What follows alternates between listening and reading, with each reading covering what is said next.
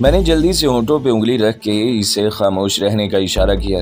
वो शायद भूल गई थी कि आपस में हमें ज़ोर से नहीं बोलना चाहिए। मैंने जल्दी से वो तय किया हुआ कागज़ खोल लिया।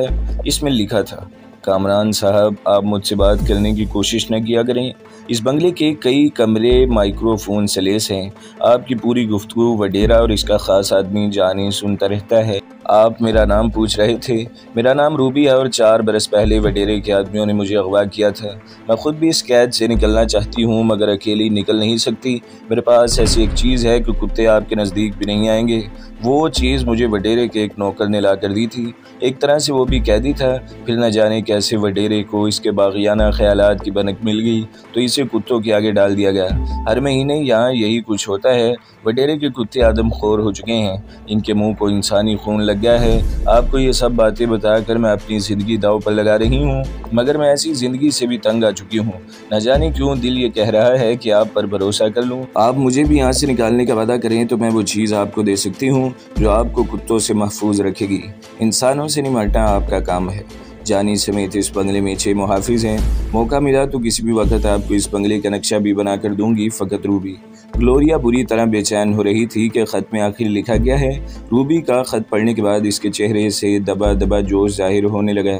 इसने जल्दी से पैड पर लिखा, इस लड़की से कह दो कि हम इसे साल लेकर निकलने को तैयार हैं। मैंने राइटिंग पैड का एक वर्क फाड़ कर इस पर लिखा कि हमें तुम्हारी शर्त मंजूर है, अब निकलने की तैयारी करो। रूबी लंच लेकर आई तो मैंने अपना जवाब इसे थमा दिया। शाम की चाय पर इसने मुझे एक बंडल दिया। इसमें एक पर्चा भी था। हैरत तो मुझे ये थी कि इसने वो बंडल गार्ड की मौजूदगी में मेरे हवाले किया था और वो खड़ा हुआ मुस्कुरा रहा था। फिर वो दोनों वापस चले गए। मैंने ग्लोरिया से चाय बनाने को कहा और खुद रूबी का दिया हुआ खत खोल दिया। इसने लिखा था कि इस बंडल में बर्फानी चीते की चर्बी है। इसे जिस्म पर मल लेंगे तो कुत्ते नज़दीक नहीं आएंगे, क्योंकि कुत्ते बर्फानी चीते की बू से खौफजदा हो जाते हैं। यहाँ मेरा एतमाद का एक आदमी और है, इसका नाम वीनू है। मैं रात में किसी भी वक्त इसके साथ आऊँगी। आप और ग्लोरिया तैयार रहें रवानगी के लिए। खत पढ़कर ग्लोरिया बहुत खुश हो गई, मगर इसकी खुशी आर्जी साबित हुई।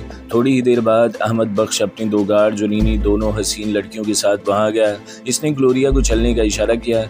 मैंने भी इसके साथ जाना चाहा तो इसने मुझे रोक दिया और ग्लोरिया को लेकर चला गया। मैं बेताबीस रात गहरी होने का इंतज़ार करने लगा। तकरीबन 1:30 बजे के करीब रूबी आ गई। इसके साथ वीनू नामी शख्स था। वो शक्ल ही से मक्कार नज़र आ रहा था। मैंने पहली ही नज़र में इसे मुस्तरद कर दिया। कामरान साहब, रूबी ने हैजानी अंदाज में कहा, वडेरा अहमद बख्श इस वक्त मौजूद नहीं है और कुत्ते भी अभी तक नहीं खोले गए हैं। मैदान बिल्कुल साफ है, मगर ग्लोरिया कहाँ है? मैंने पूछा। ग्लोरिया को वडेरा किसी नामालूम ठिकाने पर ले गया है।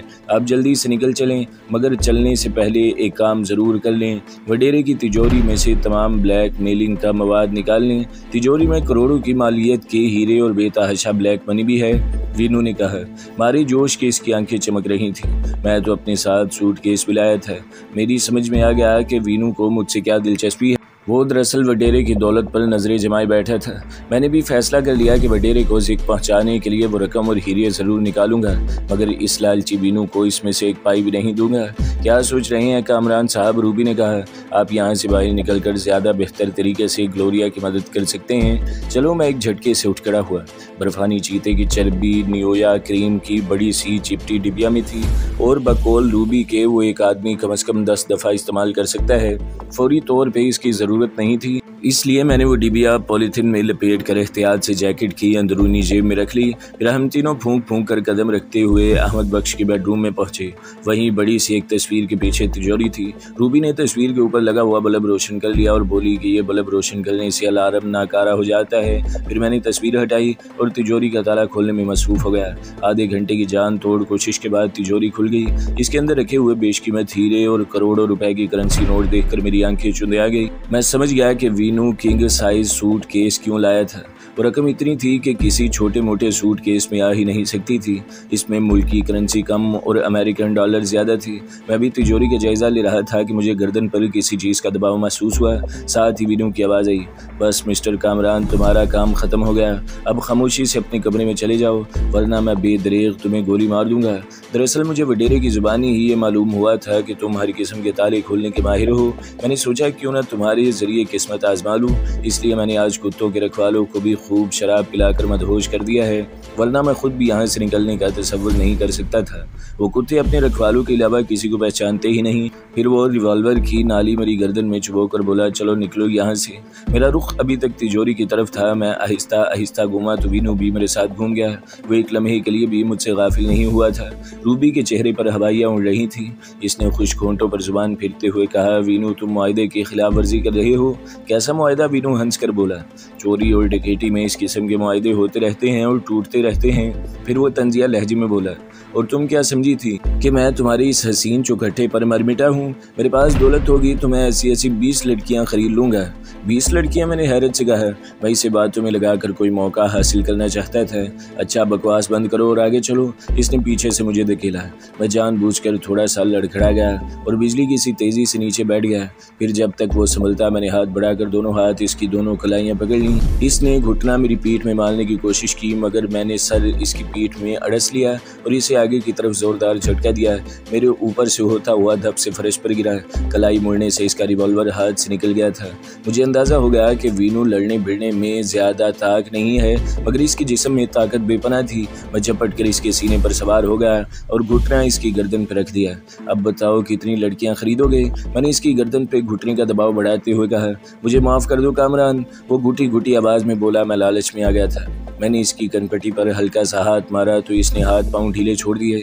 मैं चाहता तो इसे ख़त्म कर सकता था, मगर मैं खामखा किसी की जान लेने का कायल नहीं था। इसे छोड़ के मैंने सूटकेस खोला और तिजोरी की रकम और हीरे तेज़ी से सूटकेस में मुंतकिल करने लगा। तिजोरी में एक डायरी और कुछ फाइलें भी थी। मैंने वो भी सूटकेस में मुंतकिल कर ली। 10 मिनट से भी कम अरसे में तिजोरी में रखी हुई एक एक चीज़ सूटकेस में मुंतकिल हो गई। तिजोरी बंद होने के बाद मैंने सूटकेस के नंबरों वाले लॉक का कम्बिनेशन सेट किया और सूटकेस बंद कर दिया। रूबी इस दौरान में होंकों की तरह कभी मुझे देख रही थी, कभी सूटकेस को। चलते चलते मैंने वीनू की कनपट्टी पे हल्का सा एक और हाथ मारा ताकि वो जल्दी होश में ना आ सके। फिर मैं और रूबी बाहर निकल आए। तुम्हारा क्या अंदाज़ा है रूबी, कुत्ते क्या वाकई नहीं खुले होंगे? हाँ, ये बात वीनू ने झूठ नहीं कही। कुत्ते अभी तक नहीं खोले गए हैं। फिर वो कुछ सोचकर बोली, मगर अब गेट से बाहर निकलना मुश्किल होगा क्योंकि गेट पर भी 2 मुहाफिज मौजूद हैं। देखा जाएगा, मैंने निशाने उचकाकर कहा। फिर मुझे वीनू के रिवॉल्वर का ख्याल आया। अफरा तफरी में वो रिवॉल्वर मैंने वहीं छोड़ दिया था। मैंने रूबी को वहीं छोड़ा और लपक कर रिवॉल्वर उठा लाया। मुझे इस वक्त हथियार की ज़रूरत भी थी। फिर मैं और रूबी बहुत एहतियात से सीढ़ियों की तरफ बढ़े। रूबी की दी हुई चर्बी मैंने इस्तेमाल नहीं की। मैं सीढ़ियाँ उतर कर नीचे पहुँचा तो ठटक कर रह गया। कोई शख्स बरामदे के सुतून से टेक लगाए बैठा था। जीने की जानिब इसकी पुश्त थी। इसके शाने से राइफल लटक रही थी। मैं समझ गया कि यह अहमद बख्श का कोई गार्ड है। बरामदे में तेज़ रोशनी का बल्ब जल रहा था। अगर वो ज़रा सा तिरछा होता तो बहुत आसानी से हमें देख लेता। मैंने रूबी को वहीं छोड़ा और खुद बिल्ली की तरह दबे पाँव चलता हुआ गार्ड की पुश्त पर पहुँच गया। फिर मैंने अचानक इस पर छलांग लगाई और इसे दबोच लिया। मुज़ाहमत करने के बजाय वो फर्श पर एक तरफ लुढ़क गया। मैंने हैरत से इसे देखा। इसका सांस चल रहा था, मगर वो होश में नहीं था। गोया वीनू ने वहाँ से निकलने का पक्का इंतज़ाम कर लिया था। मैं पलट के जीने की तरफ गया और सूटकेस उठा के रूबी को चलने का इशारा किया। फिर हम बगैर किसी मुज़ाहमत के गेट के पास पहुँच गए। गेट के सामने पुख्ता रविश थी जो पोस्ट तक चली गई थी। रविश के दोनों किनारों पर डम डम की बाड़ थी। फिर वसी और अरीज लॉन था। मैंने इसी लॉन में कुत्तों को दौड़ते हुए देखा था। कुत्ते शायद कोठी के दूसरे हिस्से में थे क्योंकि इनके भौंकने और गुर्राहटों की आवाज़ खासी मध्यम थी। अब सबसे बड़ा मसला गेट पर मौजूद मुहाफिजों से निमटने का था। मैंने रूबी से पूछा, तुम रिवॉल्वर चला सकती हो? इसने इनकार में सर हिला दिया। गोया अब दोनों मुहाफिजों से मुझे ही को निमटना था। मैंने रूबी से कहा कि तुम चौकीदारों को आवाज़ देकर यहाँ बुलाओ। इन दोनों में से एक यहाँ ज़रूर आएगा, या मुमकिन है दोनों ही आ जाएं। फिर मैं डमडम की बाड़ के साथ दुबक गया। रूबी ने घबराई हुई अंदाज में कहा, चौकीदार बाबा कोई है यहाँ? गेट के साथ ही चौकीदार का कमरा था। फ़ौरन ही दरवाज़ा खुलने की आवाज़ आई। फिर किसी की करख्ता आवाज़ सुनाई दी। कौन है? मैं रूबी हूँ, ज़रा इधर आओ। बीबी जी आप? इसने हैरत से कहा। आप यहाँ क्या कर रही हैं? फिर मुझे पुख्ता फर्श पे भारी कदमों की आवाज़ सुनाई दी। मैंने सांस रोक लिया। आने वाले बाड़ के दरमियान बने हुए रास्ते से लॉन में आ गए। अचानक ही इसकी नज़र मुझ पर पड़ी। इसने हाथों में दबी हुई राइफल का रुख मेरी तरफ किया, मगर इसे देर हो चुकी थी। मैं बिजली की सी फुर्ती से उछला। मेरी किक इसकी पेशानी पर पड़ी और वह हल्की सी आवाज़ निकाल के ढेर हो गया। इसके गिरते ही मैं बरक रफ्तारी से मुहाफिजों वाले कमरे की तरफ बढ़ा। ऐन इस वक्त दूसरा मुहाफिज कमरे के दरवाजे पर नमूदार फरार हुआ। मैंने झपट कर इसकी गर्दन दबोच ली। इसने अपनी कोहनी पूरी कुव्वत से मेरी पसलियों में मारी। लम्हे भर को मेरा सांस रुक गया और इसकी गर्दन पे मेरी गिरफ्त ढीली पड़ गई। वो तड़प के मुड़ा और मेरे चेहरे पर कराटे का एक खौफनाक वार करना चाहा। मैंने बमुश्किल तमाम इस वार से खुद को बचाया। इसने दूसरी दफ़ा मुझे किक मारना चाही, मगर मैंने इसकी टांग पकड़ कर घसीट ली। वो झटके से ज़मीन पर गिरा तो मैंने इसकी खोपड़ी पे ज़ोरदार लात रसीद की। फिर मैं हाँफता हुआ इससे अलहदा हो गया। मैं जानता था कि अब वो कम से कम 2 घंटे तक होश में नहीं आ सकेगा। कमरे में एक कील पर चाबियाँ लटक रही थीं। मैंने चाबियों का गुच्छा लेकर गेट के ताले पर चाबी आजमाना शुरू कर दी। दूसरी ही कोशिश में ताला खुल गया। मैंने रूबी को बाहर निकलने का इशारा किया, फिर खुद भी सूटकेस उठाकर बाहर निकल आया और गेट दोबारा भीड़ दिया। फिर हम दोनों एक तरफ रवाना हो गए। मुझे ग्लोरिया की फिक्र थी। अहमद बख्श न जाने इसे कहाँ ले गया था। चलते चलते मैंने कलाई की घड़ी में वक़्त देखा, 3:30 बज रहे थे। मेरी समझ में नहीं था कि अब मैं कहाँ जाऊँ। मैंने रूबी से पूछा, तुम्हारा घर कहाँ है? चलो मैं तुम्हें छोड़ दूँ। वो एकदम अफसरदा हो गई और बोली, अगर मेरा कोई घर होता तो वडेरे अहमद बख्श की गुलामी करती, मगर तुमने तो बताया था कि वडेरा तुम्हें ब्लैकमेल करता था। इसने कहा। फिर मुझे खुद ही अपनी हमाकत अमेज़ सवाल का एहसास हुआ। मैंने खजालत अमेज़ लहजे में कहा, मेरा मतलब है वो तुम्हें कहाँ से लाया था और क्यों ब्लैकमेल कर रहा था? एक लंबी कहानी है, बाद में किसी वक्त सुनाऊंगी। इसने तवील सांस लेकर कहा, फ़िलहाल मुझे अपनी एक दोस्त का ख्याल आया है, हमें फौरी तौर पर वहाँ पनाह मिल सकती है। तुम्हारी सहेली कहाँ रहती है? मैंने पूछा। वो नाज़बाबाद के इलाके में रहती है, रूबी ने कहा। चलो फिर मैं तुम्हें वहीं छोड़ देता हूँ। फिर मैंने कहा, तुम्हारी सहेली के घर का इल्म वडेरे को है? नहीं, रूबी ने जवाब दिया, इसके बारे में इसका कोई आदमी भी नहीं जानता। फिर वो कुछ सोच कर बोली, मगर क्या आप वहाँ नहीं रहेंगे? नहीं रूबी, मैंने जवाब दिया, फ़िलहाल हम दोनों को साथ नहीं रहना चाहिए, वरना दोनों मारे जाएंगे। जब तक मैदान साफ ना हो जाए तुम वहीं रहना, फिर हम मिलते रहेंगे। फिर मौका मिलते ही तुम्हें किसी रिश्तेदार के घर पहुँचा दूंगा। मैं बोलते बोलते रुका, फिर ज़रा तवक्कुफ़ के बाद बोला, तुम्हारी वो सहेली क्या करती है? इसके साथ और कौन रहता है? वो किसी स्कूल में पढ़ाती है और बिल्कुल तन्हा रहती है। इसके शोहर मर्चेंट नेवी में इंजीनियर हैं। वो अक्सर 6 महीने या साल भर जहाज़ पर रहते हैं और इनके बच्चे मैंने इसे कुरेदा। वो लोग अभी तक औलाद की नेमत से महरूम हैं। मैंने इसके बाद का कोई जवाब नहीं दिया। इस वक्त ये भी खतरा था कि रास्ते में पुलिस की मोबाइल वैन मिल गई तो सब किए किराए पर पानी फिर जाएगा। इस दौरान में हम पुल उबूर करके शाहराह फैसल पर आ गए थे। अचानक सड़क गाड़ी के हेडलैम्प से रोशन हो गई। वहाँ आसपास कोई ऐसी जगह नहीं थी जहाँ छुपा जा सके। मैं अगर छुपने की कोशिश भी करता तो गाड़ी वाले मुझे देख लेते और खामखा मुश्तबा हो जाता। मैं दिल कड़ा करके चलता रहा और मैं कर भी क्या सकता था। गाड़ी मेरे पास से गुजरी मगर फौरन ही इसके ब्रेक लग गए। वो जदीद मॉडल की टोयोटा करोला थी। इसकी टेल लाइट की सुर्ख रोशनी में गाड़ी का नाम साफ नजर आ रहा था। फिर सड़क पे इलेक्ट्रिक पोल की रोशनी भी थी। गाड़ी अचानक रिवर्स होने लगी, फिर हमारे पास आकर रुक गई। मुझे ये इत्मीनान था कि गाड़ी में कम से कम पुलिस वाले नहीं हैं। अचानक गाड़ी का दरवाज़ा खुला और एक हैरत ज़दा आवाज़ सुनाई दी, कामरान साईं आप? मैंने चौंक कर बोलने वाले को देखा। वो मेरे मकतूल दोस्त नासिर का गार्ड अली मुराद था। वही अली मुराद जिसकी गाड़ी में हम बॉस की बीवी को लेकर फरार हुए थे और हाईवे पर इसका साथ छोड़ दिया था। वो उतर कर मेरे सामने आ गया। साईं आप तो गिरफ्तार हो गए थे? इसके लहजे में हैरत थी। गिरफ्तार तो हुआ था, मैंने मुस्कुरा कर कहा, मगर फिर जेल से फरार भी हो गया था। आओ साईं गाड़ी में बैठो, मैं खादिम हूँ आपका। फिर इसने गौर से रूबी को देखा और बोला, मगर ये वो औरत तो नहीं है जो आपके साथ थी? हाँ अली मुराद, ये वो औरत नहीं है। अली मुराद ने गाड़ी की डिग्गी खोल के सूटकेस रखा, फिर रूबी के लिए पिछला दरवाज़ा खोल दिया। मैं इसके साथ फ्रंट सीट पर बैठ गया। अभी बताओ साईं किधर चलूं? इसने सेल्फ लगाते हुए पूछा। पहले नाज़माबाद चलो, मैंने इन्हें नाज़माबाद छोड़ना है। इसने झटके से गाड़ी आगे बढ़ा दी। मैंने इसे पूछा, मगर तुम इस वक्त कहाँ से आ रहे हो? मैं बड़े साईं को एयरपोर्ट छोड़ कर आ रहा हूँ, अली मुराद ने जवाब दिया। वो इलाज के लिए अमेरिका जा रहे हैं। फिर वो मुझसे बोला, साईं आप सुनाओ पुलिस के चंगुल से कैसे निकले? ये किस्सा ज़रा तवील है, मैंने हंस कर कहा। फिर कभी फुर्सत से सुनाऊंगा, बस ये समझ लो कि मैं नासिर के कातिलों से इंतकाम लेकर रहूँगा। इन्हीं लोगों ने मुझे गिरफ्तार कराया था, इंतकाम तो मैं भी लूँगा साईं। अली मुराद दांत पीस कर बोला, बस मुझे इनका पता बता दो। इनका पता मेरे पास भी नहीं है, मगर मैं इसे ढूंढ निकालूंगा। फिर साईं मुझे बताओ मैं क्या करूं? तुम आजकल कहाँ रहते हो? मैंने पूछा। बड़े साईं ने नॉर्थ नाज़माबाद में बंगला खरीदा है, मैं वहीं रहता हूँ। अली मुराद, मैं नहीं चाहता कि मेरी वजह से बड़े साईं पे फिर कोई मुसीबत आए, इसलिए मैं तुम लोगों से दूर ही रहना चाहता हूँ। तुम मेरी मदद करना चाहती हो तो बड़े साईं का साथ छोड़ दो। अली मुराद चंद लम्हे तक सोचता रहा, फिर बोला, बड़े साईं अमेरिका से वापस आ जाएं तो मैं इनसे छुट्टी ले लूँगा। अभी तो वो बंगला मेरी निगरानी में है, फिर मुझे अपना पता बता दो, मैं खुद ही तुमसे रब्ता कायम कर लूँगा। इसने जेब से डाक का एक लिफाफा निकाला और मुझे देते हुए बोला, मेरा ये ख़त इसी पते पर आया था, इसमें से ख़त निकाल कर मुझे दे दें और लिफाफा आप रख लें। मैंने लिफाफे में से ख़त निकाल कर इसे दिया और लिफाफा जेब में रख लिया। इस दौरान में हम नाज़माबाद पहुँच गए। रूबी अली मुराद को रास्ता बताने लगी। थोड़ी देर बाद हम रूबी की सहेली के घर पहुँच गए। फिर जब तक रूबी अंदर न चली गई हम लोग वहीं खड़े रहे। जब रूबी घर में दाखिल हो गई, दरवाज़ा बंद हो गया तो अली मुराद ने गाड़ी आगे बढ़ा दी। मेरा एक काम करोगे अली मुराद? मैंने पूछा। सही अभी भला पूछने की बात है, हुक्म करो। गाड़ी में जो सूटकेस रखा है वो मेरी अम्मा का है, इसे हिफाजत से कहीं रख देना। इसमें खासे कागजात हैं, किसी मुनासिब मौके पर मैं अपनी अमानत तुमसे वापस ले लूँगा। हाँ, अगर मैं मर जाऊँ तो वो सूटकेस इस लड़की को पहुँचा देना जिससे अभी नाज़माबाद छोड़ा है। वो भी ना मिले तो फिर इस सूटकेस के मालिक तुम होगे। आप बेफिक्र हो जाएं, अली मुराद ने पुरज़म लहजे में कहा। आपकी अमानत की हिफाजत मैं अपनी जान से बढ़कर करूँगा। फिर वो चौंक कर बोला, मगर अभी आप कहाँ जा रहे हैं? तो मुझे रेलवे स्टेशन पर छोड़ दो, मैं कुछ अरसे के लिए कराची छोड़ना चाहता हूँ। मेरा इरादा कराची छोड़ने का नहीं था, मगर मैं अली मुराद को नहीं बताना चाहता था कि कहाँ जा रहा हूँ। एक तो मुझे स्टेशन से टैक्सी मिल जाती, दूसरा अली मुराद ये समझता कि मैं कराची से चला गया हूँ। अली मुराद ने कोई जवाब दिए बगैर गाड़ी का रुख स्टेशन की जानिब मोड़ दिया। आधे घंटे बाद हम स्टेशन पहुँच गए। फिर मैं इस वक्त तक वहाँ खड़ा रहा जब तक अली मुराद रुखसत हो गया। मुझे यकीन था कि सूटकेस इसे देकर मैंने गलती नहीं की है। मैं जानता था कि वो इस सूटकेस की हिफाजत जान की बाजी लगा देगा। थोड़ी देर बाद मैं भी टहलता हुआ स्टेशन की इमारत के बाहर आ गया। पहले मैंने सोचा कि टैक्सी लेकर किसी 5 स्टार होटल की तरफ चला जाऊं, फिर मैंने खुद ही इस ख्याल को मुस्तरद कर दिया। मेरे पास फ़िलहाल बहुत कम पैसे थे, वो भी तिजोरी की सूटकेस में मुंतकिल करते वक्त मैंने एहतियातन एक नोटों की एक गड्डी निकाल कर जेब में ठोंस ली थी। मैं पैदल ही टहलता हुआ दरमियाने दर्जे के एक साफ़ सुथरे होटल में पहुँच गया। फिर मैंने वहीं क़याम करने का फ़ैसला कर लिया।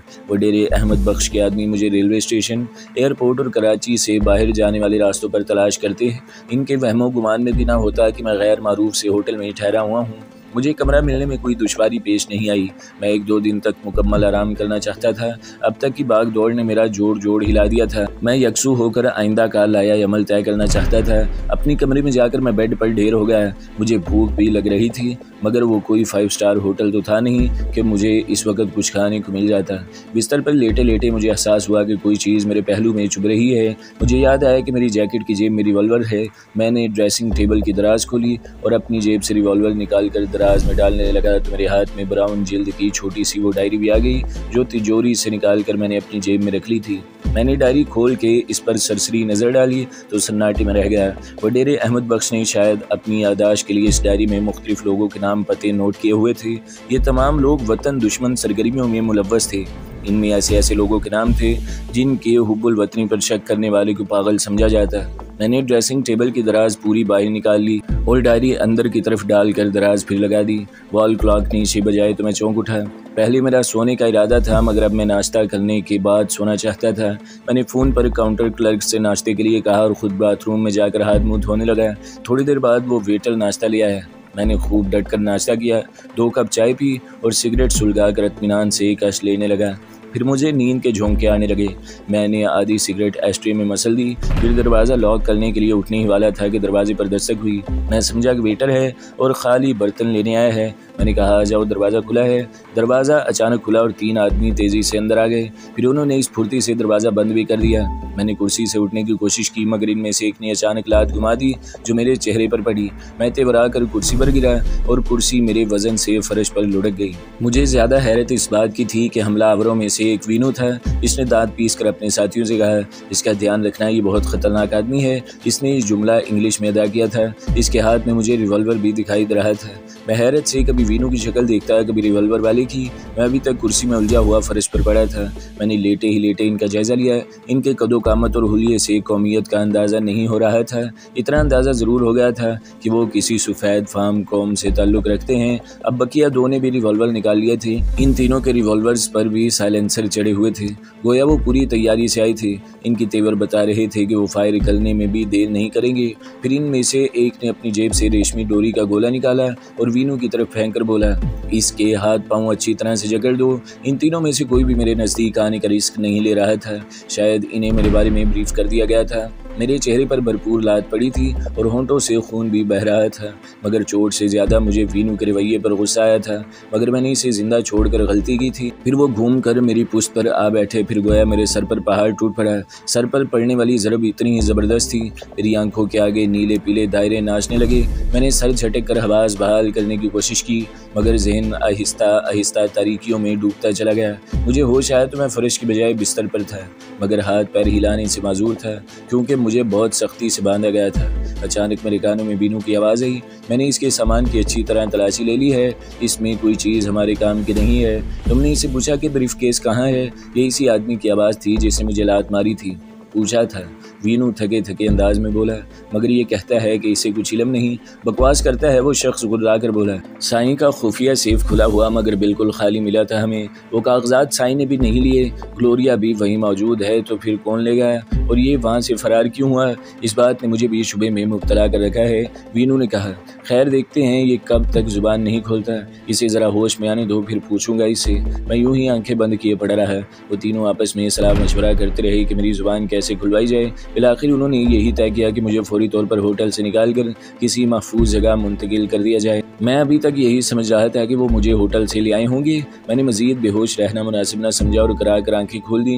मेरी आवाज़ सुनकर वो चारों खामोश हो गए। फिर रिवॉल्वर वाला मेरे सामने आ गया और बोला, देखो हम थोड़ी देर बाद तुम्हें यहाँ से निकाल ले जाएंगे। बेहतर है कि तुम इससे पहले ही अपनी जुबान खोल दो, वरना इस पूछगिछ के दौरान में तुम्हारी जान भी जा सकती है। मैं खामोशी से इसे घूरता रहा। हैरान होने की अदाकारी मत करो, तुम अच्छी तरह जानते हो कि हम साईं अहमद बख्श के कागजात और रकम के बारे में पूछ रहे हैं। मुझे जो कुछ मालूम था मैं बता चुका हूँ। इस वक्त तो वीनू भी वहीं था। मुझे गुमान है कि वही रकम और कागजात ले गया है और ये साईं को बेवकूफ़ बना रहा है। छोड़ो यार, वीनू ने कहा, यहाँ इससे कुछ पूछना फजूल है, इसे यहाँ से ले चलो। इसने रिवॉल्वर निकाल के नाली की तरफ से पकड़ा और दस्ते से मेरे सर पर फिर ज़रब दी। मैं एक मरतबा फिर बेहोश हो गया। दोबारा होश आया तो मैं किसी गाड़ी में था और गाड़ी तेज़ रफ्तारी से चली जा रही थी। इन खबीसों ने न जाने किस बहाने से मुझे बेहोशी की हालत में होटल से निकाला होगा। मुझे इत्मीनान था कि मैंने वो कागजात ऐसी जगह पहुंचा दिए थे कि वो तसव्वुर भी नहीं कर सकते थे। मुझे यही खदशा था कि इन्हें सूट केस की भनक न मिल जाए। इस सूरत में मेरी मुश्किलात में इजाफा हो जाता। न जाने गाड़ी कितनी देर तक चलती रही और मैं कितनी देर तक बेहोश रहा था। गाड़ी की रफ्तार कम होने लगी और थोड़ी देर बाद वो झटके से रुक गई। किसी ने अंग्रेजी में गेट खोलने का हुक्म दिया। दूसरे ही लम्हे गाड़ी फिर हरकत में आई और किसी इमारत में दाखिल होकर रुक गई। गाड़ी रुकते ही मुझे कुत्तों की गुर्राहटें सुनाई दी। मैं फ़ौरन समझ गया कि ये लोग मुझे दोबारा अहमद बख्श की कोठी में ले आए हैं। अचानक गाड़ी का पिछला दरवाज़ा खुला तो बाहर जलने वाले बल्ब की रोशनी अंदर भी आ गई।